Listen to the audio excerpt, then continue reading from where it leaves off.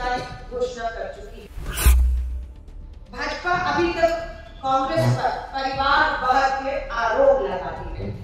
इन टिकटों में देखने आया कि परिवारवाद के मुद्दे पर खुद भाजपा बुरी तरह से घिरती हुई बेनकाब होती हुई दिख रही है। परिवारवाद इतना हावी हो गया भाजपा में कि जिन 10 विधायक और मंत्रियों की टिकट कटी, साफ बात है उनके खिलाफ पार्टी के भीतर, कार्यकर्ताओं में और जनता में सबसे ज्यादा रोष था।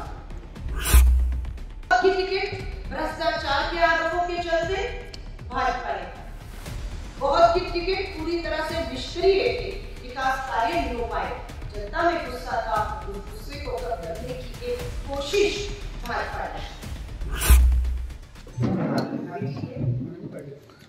फेसबुक फोन नहीं रखेंगे ना, नीचे रखेंगे ना। आप सभी पत्रकार साथियों का मैं कांग्रेस के राजीव भवन शिमला में स्वागत करती हूँ, धन्यवाद करती हूँ। मेरे साथ आज प्रेस वार्ता में मेरे साथ बैठे हैं शिमला से ही नगर निगम पार्षद इंद्रजीत सिंह जी और मेरे साथ कांग्रेस के नगर निगम पार्षद बैठे हुए हैं दिवाकर देव शर्मा जी। मैं इनका भी धन्यवाद करती हूँ। मुझे ये बताते हुए बहुत हर्ष हो रहा है कि हिमाचल विधानसभा की कुल 68 सीटों में से 63 सीटों पर कांग्रेस अपने उम्मीदवारों की आधिकारिक घोषणा कर चुकी है। इसी के साथ साथ मुझे बताते हुए ये भी हर्ष हो रहा है कि मात्र 5 सीटों को छोड़कर बाकी सभी सीटों पर हमारे उम्मीदवार कामयाबी के साथ अपना नामांकन दाखिल कर चुके हैं।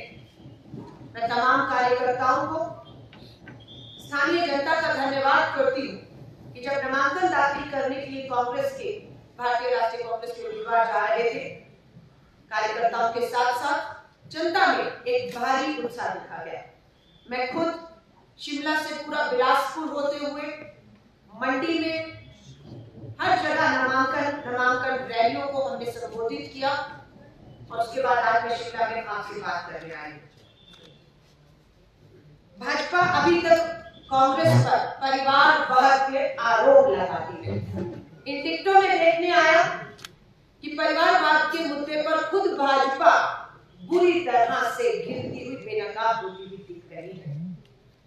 परिवारवाद इतना हावी हो गया भाजपा में कि जिन 10 विधायक और मंत्रियों की टिकट कटी, साफ बात है उनके खिलाफ पार्टी के भीतर, कार्यकर्ताओं में और जनता में सबसे ज्यादा रोष था। बहुत की टिकट भ्रष्टाचार के आरोपों के चलते भाजपा ने, बहुत की टिकट पूरी तरह से निष्क्रिय थे, विकास कार्य नहीं हो पाए, जनता में गुस्सा था, उस गुस्से को कम करने की एक कोशिश भाजपा ने, जिसका असर ये है हमारे जो इक्का दुक्का नेता धन बल के लालच में, सत्ता के लालच में ईडी सीबीआई के डर के चले गए। लेकिन मैं आपको तस्वीरें लेकर आई हूं, आप ही की अखबारों की सुर्खियां हूं। भाजपा छोड़ कांग्रेस में शामिल हो रहे लगातार भाजपा का ये कार्यकर्ता, स्वागत है इन सभी का। अजय महाजन जी हमारे उम्मीदवार हैं, उनके नेतृत्व में वो ज्वाइन किए हैं।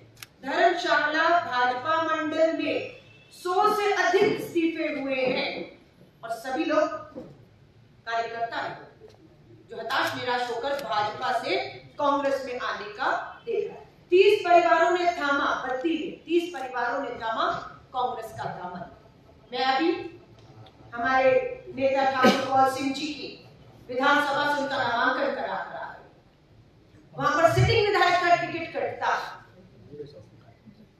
और वहां पर बाहरी लोगों को दिया जाता है। उनके मंच पर उपस्थित थी 100 से अधिक भाजपा के कार्यकर्ताओं ने, वहां पर भी जो है कांग्रेस शामिल हुए और अभी बहुत से कार्यकर्ता भाजपा के शासनकाल में बढ़ते भ्रष्टाचार, मुख्यमंत्री के निकम्मेपन, विकास कार्यों की सिर्फ खोखली घोषणाएं हुई, करोड़ों रुपए की बात की गई लेकिन हकीकत नहीं हुई, तो सब आप देखेंगे कांग्रेस में अगले कुछ दिनों में प्रस्तावित है।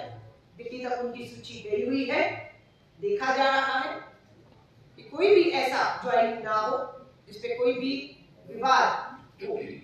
रिवाज बदलने उतरी भाजपा के 8 नेता बागी, आजाद ठोकी चुनावी ताक। बहुत से इनके विधायक जिनकी टिकट कट गई है, ये रिवाज बदलने की बात करने वाले यहां से साबित हो रहा है कि बदलने वाली है सरकार। बगावत शांत करने आज बिलासपुर पहुंच रहे हैं नड्डा जी, राष्ट्रीय अध्यक्ष भाजपा के।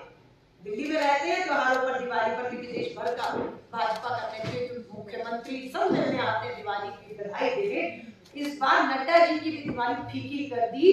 नड्डा जी दिल्ली नहीं, देश भर से अपने मुख्यमंत्री, मंत्री, नेताओं को मिलेंगे नहीं, क्योंकि वो बिलासपुर में उनको बैठकर ये विवाद। मुख्यमंत्री का समय अब कहां बीत रहा है, चुनाव की घोषणा हो चुकी है, काउंटडाउन शुरू, 21 दिन बचे हैं। सुर्खियां असंतुष्ट नेताओं को मनाने उतरे हैं। जनता के बीच जाने का समय अब नहीं है, अब अपने असंतुष्टों को मनाने उतरे।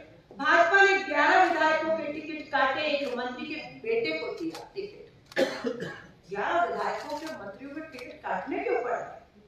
बहुत अच्छी सरकार चल रही थी ना, मंत्रियों को तो नवाजा जाना चाहिए था, विधायकों को दोबारा टिकट दी जानी चाहिए थी। ये नुकसान उन 11 विधानसभा के मतदाताओं का 5 साल तक हुआ है, और अब ये बदलते सोच रहे हैं, रिवाज बदलेंगे, चेहरा बदल देंगे, जनता इन्हें वोट दे देगी। ना रिवाज बदलेगा, ना आपके चेहरों को बदलने से कुछ बदलने वाला है। अब तो कुछ बदलेगा तो जयराम ठाकुर जी सरकार बदलने का फैसला कर चुके।